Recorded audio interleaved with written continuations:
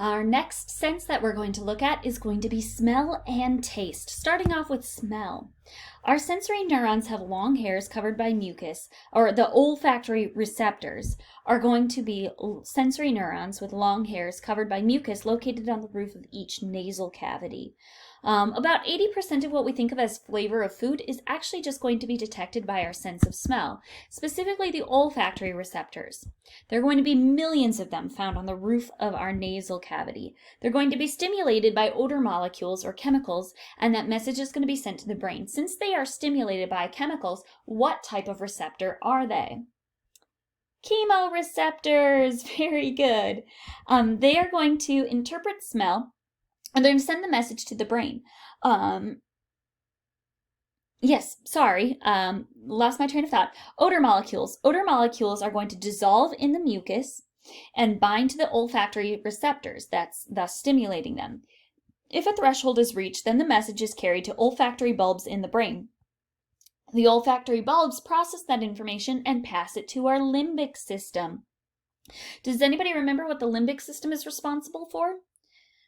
It's for making connections to our memory, as well as working with the cerebral cortex. So it's going to help interpret smell and connect smell to emotions and memory. Here's just a diagram of what that looks like and where those organs are located, or those receptors are located. So they're going to be found actually right up here at the roof of the nasal cavity. Here's going to be our olfactory bulb. So what we're going to see is that the olfactory receptors are going to be found on the underside of this plate, this bony plate, and they'll have little projectile hairs coming out in a layer of mucus.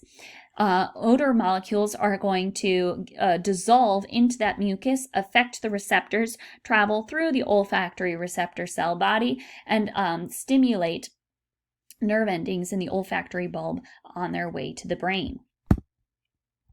Taste is going to function pretty similarly. This is also going to be a chemoreceptor. These taste buds are located on the tongue and the inner surfaces of the mouth. We do have taste cells. Taste cells have taste hairs that project into a pore at the tip of the taste bud. Taste hairs have receptors for chemicals found in food, and when food molecules are dissolved in saliva, they enter the pore and stimulate the taste hairs. Although they are not neurons, taste cells generate electrical signals that are then sent to sensory neurons wrapped around them. Here are about 10,000. Mostly they're going to be located on the tongue, but there are some on the inner surface of the mouth. Cells are going to be replaced very quickly, roughly every 10 days.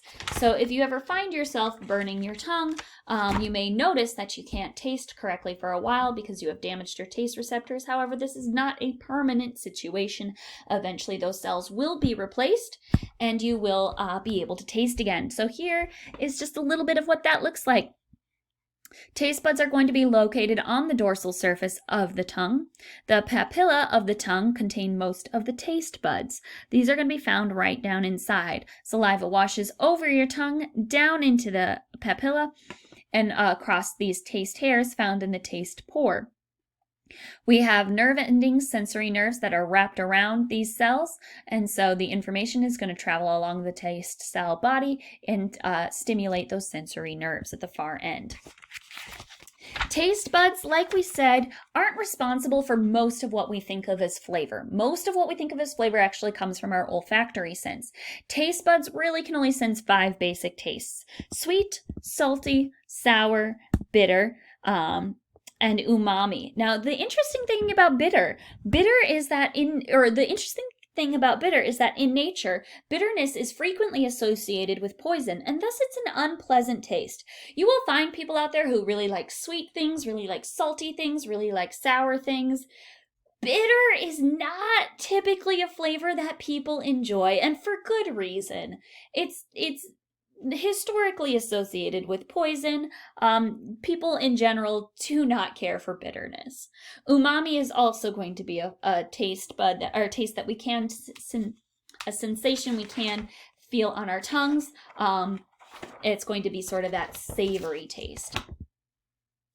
All right, you should be able to, at this point, explain the term sensory receptors. You should be able to differentiate between general senses and special senses. You should also be able to label the parts of the eye, explain the function of each part in the perception of sight, label the parts of the ear and describe their role in hearing, and describe the mechanism of taste buds and olfactory receptors.